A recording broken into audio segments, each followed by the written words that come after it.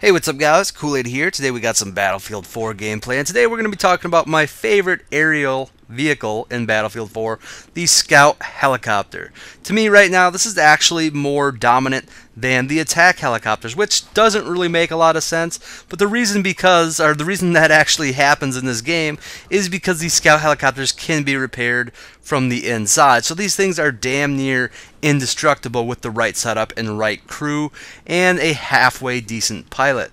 Now, that doesn't mean they still can't be one-shot by unguided rockets or tank shells or whatever, but it's going to be very hard for lock-on missiles to bring these things down, and you're going to see that from these videos. So before we get into the loadout, let's actually talk about this crew a little bit. These Scout helicopters can hold 3 passengers, one guy on each side that can repair, shoot guns or rockets out the side, and then one guy that sits in the co-pilot spot that pretty much does absolutely nothing. It's not a horrible idea to have one guy there just in case one of the guys on the left or right gets shot out, but it's going to be pretty boring for that guy in the co-pilot seat.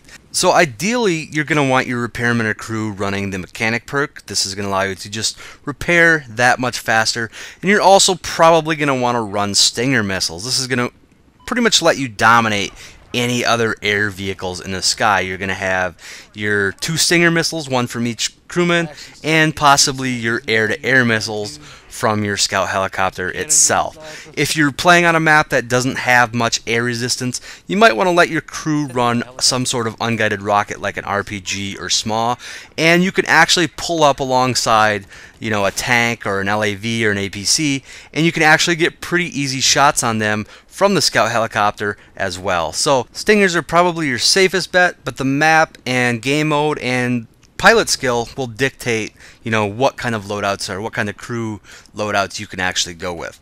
As far as the actual Scout helicopter loadout itself, we'll start with the primary weapons. We have 2 options here. We have the stock 7.62 miniguns, and we have the 25mm cannons that will have to be unlocked, but you get them pretty quick. Now, both of these do have their strengths and weaknesses, but I really prefer the 25mm cannons. The miniguns in this game do not actually do any damage to armor, and it does seem like you have to be a little more accurate to kill infantry. Now, the main bonus to the miniguns is they have faster projectile speed, and they're a little bit easier, in my opinion, to take out other air vehicles if you don't want to rely on your air-to-air rockets. Also, the miniguns can overheat and lock up, but you don't have to worry about running out of ammo nearly as much as you do with the 25mm cannons. Now, I don't find this to be much of an issue. It's going to be different on servers that actually have the lose your ammo in the magazine once you reload, but on most normal servers, this isn't going to be much of an issue at all. Now, the main benefit of the 25mm cannons, it will absolutely shred infantry. You don't have to be quite as accurate, and for somebody like me, I don't consider myself the most accurate Scout helicopter pilot. This does come in handy. Now, the other benefit is that you can actually do damage to heavy armor. I wouldn't necessarily suggest trying to take on main battle tanks all the time, but you can definitely damage them, and one salvo will do, about the same damage as an unguided rocket, such as a SMAW or an RPG. Probably a little bit less than an RPG, depending on where you're going to hit them. What I typically like to do is if I see a main battle tank getting hit by maybe an attack helicopter or something else, I will go help, maybe try to finish it off. And working in conjunction with another vehicle is really a good idea when it comes to taking on armor with the 25mm cannons. As far as the secondary weapon goes, it's pretty self-explanatory. If you want to take out air targets, you use the air-to-air heat seekers. If you want to take out ground targets, you use the laser-guided rockets or laser-guided missiles.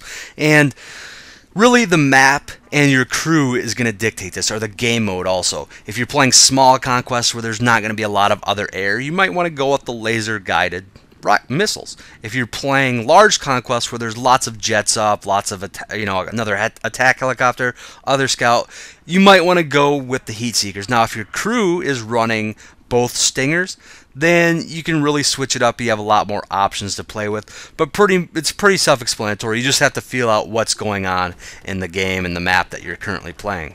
Next in the loadout, we have our countermeasure. We have IR flares, the fire extinguisher, and the ECM jammer. Now, since Battlefield 4 has come out, I have really only used flares. I haven't found much of a use for the fire extinguisher, especially if you're running a crew. Chances are the fire is not going to be what's going to kill you. It's going to be a rocket that hits you and throws your plane out of whack or whatever, or a barrage of rockets that you can't counter. So the fire extinguisher, in my opinion, is probably the least effective countermeasure. The ECM jammer I haven't used yet because I've heard it's a little bit buggy and glitchy, but in past games it pretty much prevents anything from being able to lock onto you, period.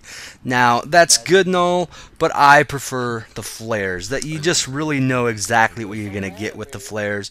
You know when you're going to be able to break that missile lock exactly, and you can wait till pretty much the last second to use your flares and pretty much have the most missile deterrent possible, in my opinion. So that is why I like the flares. I will have to play around with the ECM jammer a little bit once it's a little less glitchy, but right now I'm definitely going with the flares. The next and final spot in our loadout is simply labeled as upgrades, and there's a lot of good, interesting options here. First, we'll start with the proximity scan and the air radar. The proximity scan just highlights movement on the minimap. So if you have a hard time spotting enemies on the ground, this might be a decent option. Air radar replaces the minimap with a radar display, and this is going to allow you to see pretty much where all the other air traffic on the map is. So that's good if you're going all air to air. Now, personally, I do not use either of these two. I think they're the weakest of the upgrade spot, but both are good options as well. And it really, again, it's just dependent on your playstyle, your skill level, and what kind of map game mode you're playing on. Next, we have the belt feeder, and this is just going to reduce the time it takes to reload.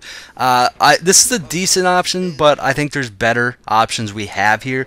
So I don't really find myself needing to reload any faster.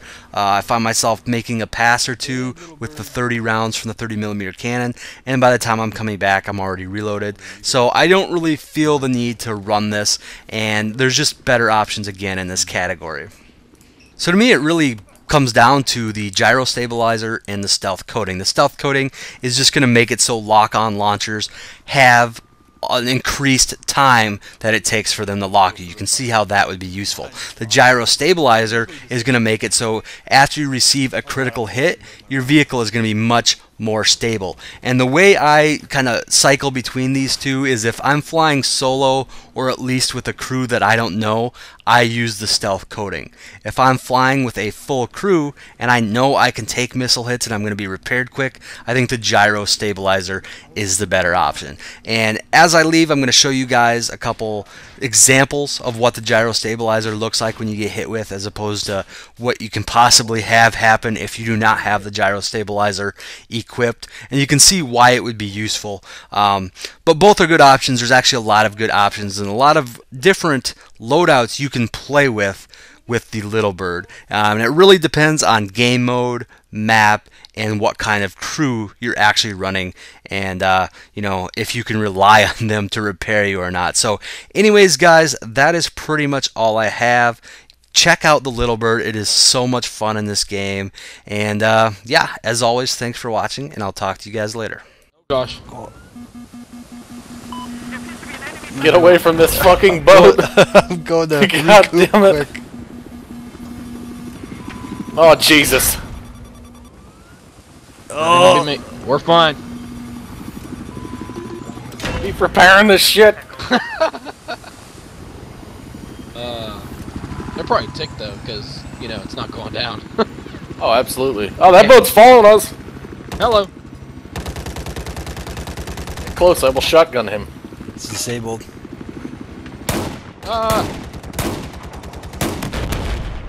Suppression assist.